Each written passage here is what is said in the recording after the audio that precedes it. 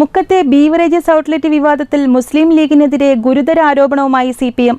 Beverages ഔട്ട്ലെറ്റിനായി സമരം bar മുതലാളിമാരെ സഹായിക്കാനാണെന്നും DCC സെക്രട്ടറിയുടെ ഉടമസ്ഥതയിൽ മുക്കത്ത് പ്രവർത്തിക്കുന്ന ബാറിൽ പല ലീഗ് നേതാക്കൾക്കും ഷെയർ ഉണ്ടെന്നും CPM നേതാക്കൾ വാർത്താ സമ്മേളനത്തിൽ ആരോപിച്ചു. ലീഗ് നേതാക്കളുടെ ഷെയർ സംബന്ധിച്ച് തെളിവുകൾ അടുത്ത ദിവസങ്ങളിൽ പുറത്തുവിടുമെന്നും CPM നേതാക്കൾ പറഞ്ഞു.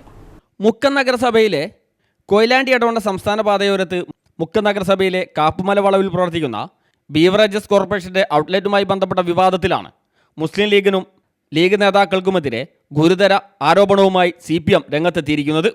ബീവറേജസ് ഔട്ട്ലെറ്റിനെതിരെ നടക്കുന്ന സമരം മുക്കത്തെ ബാർ മുതലാളിമാരെ സഹായിക്കാനാണെന്നും DCC സെക്രട്ടറിയുടെ ഉടമസ്ഥതയിലുള്ള മുക്കത്തെ ബാറിൽ ലീഗ് നേതാക്കൾക്ക് ഷെയറുണ്ടെന്നും CPM നേതാക്കൾ മുക്കത്ത് വാർത്താസമ്മേളനത്തിൽ ആരോപിച്ചു.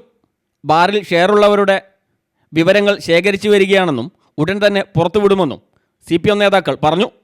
ഇത് വളരെ വ്യക്തമായിട്ടുള്ള മുക്കത്തെ ഏറ്റവും പ്രധാനപ്പെട്ട മദ്യ മുതലാളിമാരെ സഹായിക്കാൻ വേണ്ടി നടത്തുന്ന നീക്കമാണ് എന്ന കാര്യത്തിൽ യാതൊരു സംശയവും ഞങ്ങളെ സംബന്ധിച്ചില്ല. ഞങ്ങൾ ചോദിക്കുന്നത് ഇവരോട്, ബെവ്കോ ഔട്ട്ലെറ്റ് പൂട്ടിയാൽ മുക്കത്ത് മദ്യം ലഭ്യമല്ലാതാകുമോ? എന്താണ് അതിൻ്റെ ലോജിക്ക്? എന്താണ് അത് പറയുന്നതിൻ്റെ അർത്ഥം? എന്താണ് അവർക്ക് അതിനെ സംബന്ധിച്ച് വിശദീകരിക്കാനുള്ളത്? അവിടുത്തെ മദ്യത്തിൻ്റെ വീര്യവും അവിടുത്തെ മദ്യത്തിൻ്റെ ഏതെങ്കിലും അതിൻ്റെ ഉള്ളടക്കങ്ങളിൽപ്പെട്ട ഏതെങ്കിലും സംഗതികളും മറ്റ് മദ്യഷാപ്പുകളിലെ മദ്യവും തമ്മിൽ വ്യത്യാസമുണ്ടോ? ലീഗുകാർക്ക് അറിയാം, ഞങ്ങൾക്കറിയില്ല. എന്താണ് ലീഗിൻ്റെ നേതാക്കന്മാർ ഈ ബെവ്കോയ്ക്കെതിരെ മാത്രമായിട്ട് ഇത്തരം ഒരു ആരോപണം ഉന്നയിക്കാൻ കാരണം എന്ന് എത്ര ആലോചിച്ചിട്ടും മനസ്സിലാകുന്നില്ല. ഞങ്ങൾ മനസ്സിലാക്കിയിടത്തോളം, ഞങ്ങൾ അന്വേഷണത്തോളം മനസ്സിലാക്കിയ ഈ റഷീദിൻ്റെ ബാറിലും പ്രധാനപ്പെട്ട ലീഗിൻ്റെയും കോൺഗ്രസിൻ്റെയും നേതാക്കന്മാർക്ക്, ഈ മണ്ഡലത്തിലെ നേതാക്കന്മാർക്ക് ഷെയർ ഉണ്ട് എന്നാണ്.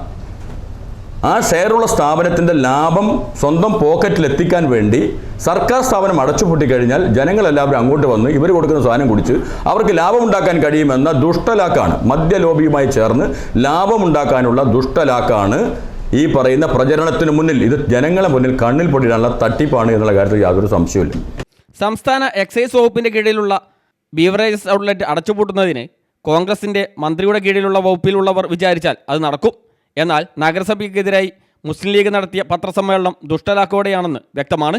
കോൺഗ്രസും ലീഗും ചേർന്ന് ഭരിക്കുന്ന തിരുവമ്പാടിയിലും രാമനാട്ടുകരയിലും നരിക്കുനിയിലും നിലമ്പൂരിലും മഞ്ചേരിയിലും മറ്റും ഔട്ട്ലെറ്റുകളുണ്ടെന്നിരിക്കെ മുക്കത്ത് മാത്രം മദ്യനിരോധനം വേണമെന്ന് പറയുന്നത് ദുരുദ്ദേശപരമാണ്. മാത്രമല്ല, മദ്യഷാപ്പുകൾക്കുള്ള അനുമതി നൽകേണ്ടത് സംസ്ഥാന സർക്കാരിൻ്റെ എക്സൈസ് വകുപ്പിൻ്റെ ചുമതലയാണ്. മുക്കം നഗരസഭയിലെ പെരുമ്പടപ്പിൽ പ്രവർത്തിക്കുന്ന ബെവ്കോ ഔട്ട്ലെറ്റ് നിയമപരമായ എല്ലാ ചട്ടങ്ങളും പാലിച്ചുകൊണ്ടാണ് പ്രവർത്തിക്കുന്നതെന്നും ഇതിനെതിരെ പരിസരവാസി ഹൈക്കോടതിയിൽ പരാതി നൽകിയതിനെ തുടർന്ന് പരാതിക്കാരനെയും ബെവ്കോയെയും കേട്ട് തീരുമാനമെടുക്കാൻ കോടതി നഗരസഭയോട് നിർദ്ദേശിച്ചിരുന്നതായും CPM നേതാക്കൾ പറഞ്ഞു. 2025 ഓഗസ്റ്റ് 6 ചേർന്ന ഭരണസമിതി യോഗത്തിൽ 509 വകുപ്പ് പ്രകാരം ലൈസൻസ് റദ്ദാക്കാൻ തീരുമാനമെടുത്തിരുന്നു. എന്നാൽ ഈ തീരുമാനം ഹൈക്കോടതിയിൽ ചോദ്യം ചെയ്യപ്പെടുകയും തുടർന്ന് കൗൺസിൽ തീരുമാനം റദ്ദാക്കിയ കോടതി ഇരു കക്ഷികളെയും വീണ്ടും കേട്ട ശേഷം പരാതി പുതുതായി പരിഗണിക്കാൻ നഗരസഭാ സെക്രട്ടറിക്ക് നിർദ്ദേശം നൽകുകയുമായിരുന്നു.